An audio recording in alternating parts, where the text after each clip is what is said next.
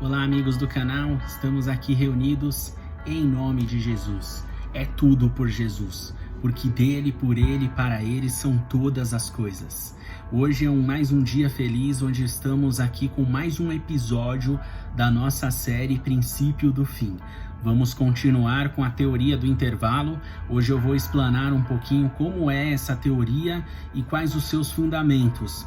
Ainda não vou dizer a minha opinião a respeito, não vou dizer ainda a minha conclusão final, se essa teoria é algo que nós podemos crer ou não, mas eu vou dizer para vocês exatamente o que falaram a respeito dessa teoria, de onde ela veio, através de quem ela veio, e isso é muito importante para a gente entender como funciona essa teoria e o que ela acredita, o que ela traz de inovação, trouxe de inovação para o seu tempo e até hoje ainda é muito discutida. Embora pessoas afirmem que essa teoria está correta, outras afirmam que não, e existem ainda essa discussão, eles permanecem debatendo o tema. E isso é muito enriquecedor quando nós aprendemos a respeito de tudo o que Deus tem feito por nós. Isso é muito bom. É muito bom aprender da palavra de Deus, é muito bom aprender daquilo que Deus tem para nós. E essa teoria, ela nos faz assim vivenciar um momento incrível da história da humanidade, da história do universo, da história de tudo, onde tudo começou, onde tudo começa no Gênesis, lá exatamente em Gênesis 1, capítulo 1, versículo 1 e 2. E nós temos esse livro maravilhoso, que é a Bíblia Sagrada, que nos traz respostas para muita coisa. Então eu quero dizer para vocês sobre a teoria, e eu vou falar assim, dentro dessa teoria, tudo o que ela traz. Então em todas as vertentes dessa teoria, eu vou tentar explanar aqui hoje. Antes de nós iniciarmos, quero te pedir que você deixe aí o seu like, para que essa mensagem seja impulsionada. Se inscreva no nosso canal, clicando aí no sininho, na opção todas. Toda vez que postarmos um vídeo novo, Deus vai impactar a sua vida, Deus vai transformar seu coração, Deus vai renovar a sua mente e Deus fará uma grande obra através de você. Vamos então a nossa teoria, que é tão empolgante e ao mesmo tempo gera tanto conflito.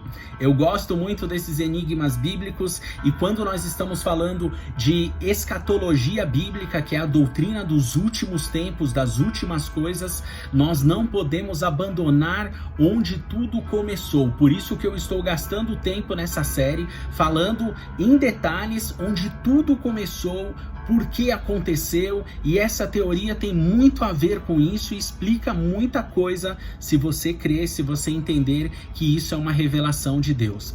Bom, essa teoria nasceu no ano de 1876 através de George Pember, e ele divulgou isso através do seu livro Earliest Ages, as eras mais primitivas da Terra.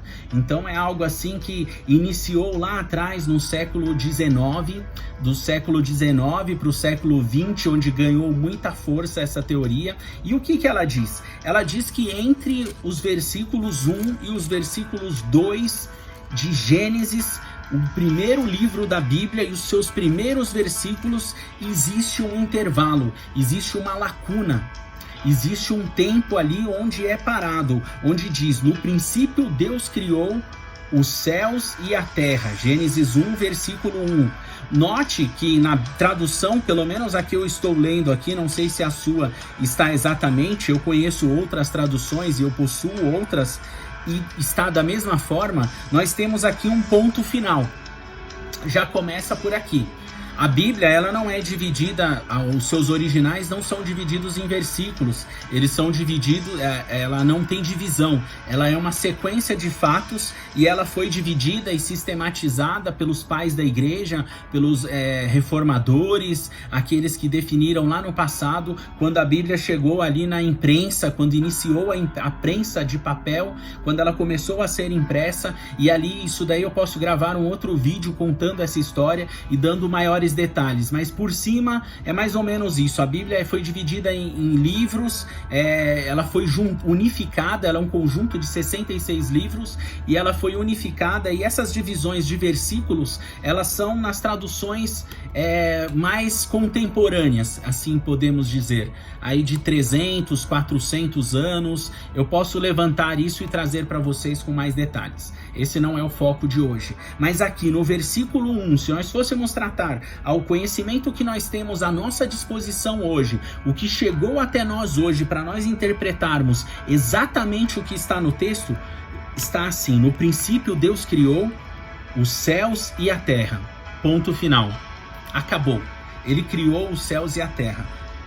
Daqui para o versículo 2, era a terra sem forma e vazia. Trevas cobriam a face do abismo, e o Espírito de Deus se movia sobre a face das águas. O Espírito de Deus nunca deixou a terra e nunca deixará a terra em nenhuma situação. Se alguém já falou isso para você, esqueça. O Espírito de Deus, ele é onipresente, onisciente e onipotente. Nada tem o poder para ele sair da terra ou tirar ele da terra. Ele sempre estará aqui até o momento que Deus determinar que ele esteja aqui. Isso é muito importante para você guardar aí e entender. Então, lá no início, vamos voltar para o versículo 1. Diz aqui que Deus criou todo o sistema, todo o universo, todas as estrelas. Diz aqui que Deus criou os céus e a terra. Ele criou os céus e a terra. E depois parou, acabou. A teoria contata assim: nesse momento, os céus e a terra era habitada por quem? Por seres híbridos, por seres espirituais. Dentro da teoria do Gap, nós temos algumas ramificações. Uma dessas ramificações dizem que a terra era habitada por anjos, e o rei desses anjos era Lúcifer, que significa anjo de luz, né? O filho da luz, aquele que traz a luz. Lúcifer foi aquele grande líder de todos os anjos, e ele consegue corromper depois 1/3 dos anjos e abre uma revolução contra Deus, onde ele perde. E nessa revolução nos céus, essa guerra nos céus, ele foi lançado sobre a terra. E aí essa teoria tenta se alienar à ciência. E nesse momento, ali na terra existiam seres vivos, que seriam os dinossauros. E Lúcifer cai sobre a terra e destrói tudo aquela terra, ele juntamente com seus anjos, como se fosse uma chuva de meteoros vindo das regiões celestiais, e essa chuva destrói a terra. Essa é uma das partes. Outra parte diz que a revolução aconteceu na própria terra. Lúcifer habitava ali com os anjos, e Deus desceu ali e guerreou com ele através do arcanjo Miguel, e ele foi derrotado. E ali a terra se tornou um caos. Por isso que está em Gênesis 2, a terra era sem forma e vazia.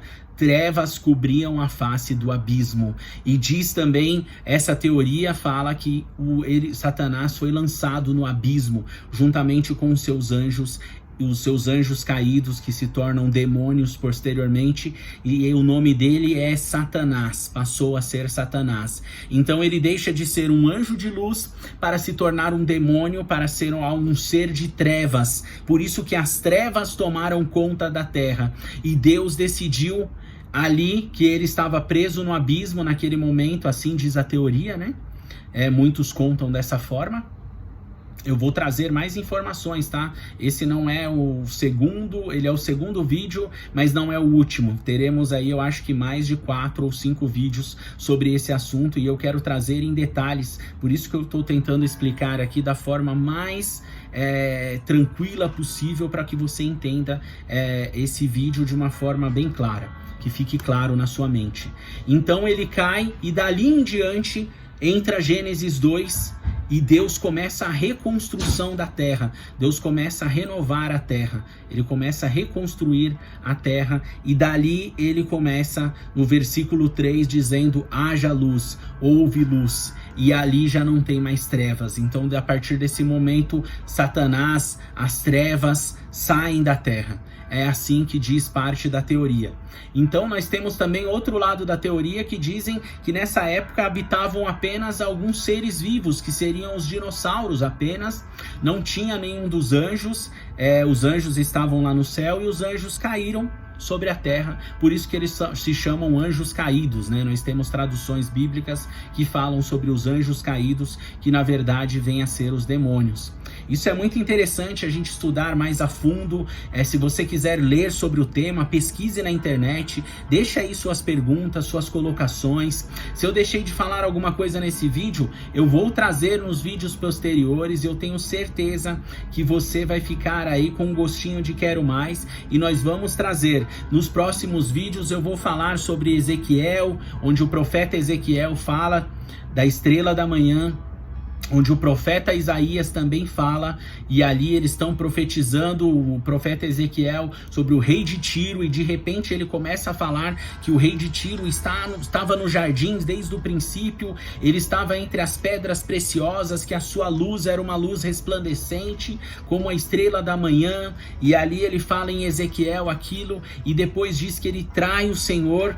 Então nós temos aí muitos argumentos que fomentam essa teoria, e eu acho muito intrigante isso, e eu quero tentar amarrar as pontas aqui, e vamos tentar fazer isso. Se nós não conseguirmos, você vai sair com pelo menos o máximo de informações sobre essa teoria. Então lá no início, você pode ver que depois que Deus cria o homem, nós temos aí um outro argumento que é muito interessante eu colocar aqui. Não ia colocar nesse vídeo, mas achei que vale a pena agora, de último segundo, colocar esse argumento também. Lúcifer é usado através da serpente, ele usa a serpente para enganar Adão e Eva, e ele ali faz com que eles cometam o pecado, e o pecado entra na humanidade. Muita gente interpreta que o pecado entra no mundo, mas não, o pecado entra na humanidade através de Eva e Adão, com o pecado original ali, como o início do pecado que eles entram. Não quer dizer que não existia pecado antes, porque Lúcifer, de acordo com essa teoria, tá? Que isso fique muito claro aqui. Eu não estou aqui instalando ou decretando algo, nós estamos falando de uma teoria, não é algo que nós podemos bater o martelo e já falar, ó, isso é uma verdade absoluta. Não, é uma teoria, e eu quero deixar claro, e estou contando essa teoria para vocês. E isso é muito bom, porque nós estamos aqui tentando, à luz da palavra, ver se essa teoria é verídica ou não. E nós vamos chegar na conclusão disso ao final desses vídeos que eu estou gravando exclusivamente sobre a teoria do intervalo. Nós vamos falar sobre isso. Então, Adão e Eva foram enganados pela serpente, onde tem também uma teoria que a serpente foi inspirada ou foi usada como um cavalo das trevas para trazer o pecado até Adão e Eva e fazer com que eles cometessem ali o pecado original. Então quer dizer que já existia um inimigo do ser humano. Quando Deus cria o ser humano, ele cria porque o demônio, os anjos, não estavam mais aptos a se relacionar com ele da forma que ele queria. Já havia tido uma traição. Lúcifer já havia traído Deus ali. O Satanás havia traído Deus com 1/3 dos anjos que foram lançados para fora das regiões celestiais. Essa é a teoria. E nós vamos nos aprofundar, e eu quero trazer os textos bíblicos para vocês. Sobre o texto em hebraico, existe aí uma afirmação de muitos estudiosos, não são poucos, muitos exegetas, que falam que o texto não pode ser alterado como a terra tornou-se sem forma e vazia, mas a terra era sem forma e vazia. Estava sem forma e era sem forma são coisas completamente diferentes. Então, na tradução original do hebraico, não abre esse precedente para falar que ela se tornou. Isso seria algo revelado, algo que veio como revelação para dizer que a terra tornou-se sem forma e vazia. Isso que os grandes exegetas pessoas que têm aí um profundo conhecimento na tradução do hebraico para o português, e eles colocam que esse precedente não poderia ser aberto de acordo com o idioma, de acordo com a letra. E existem outros que dizem exatamente o contrário, que a tradução não está correta e que ela abre margem sim para você falar que a terra tornou-se.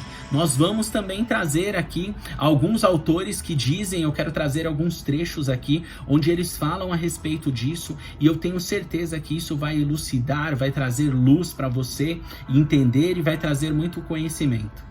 Vamos lá, compartilhe essa mensagem com o máximo de pessoas que você puder e nós vamos juntos estabelecer o reino de Deus na terra e trazer a luz do Evangelho de Jesus para todas as pessoas, e eu tenho certeza que você será muito abençoado, muito abençoada, e nos vemos no próximo vídeo.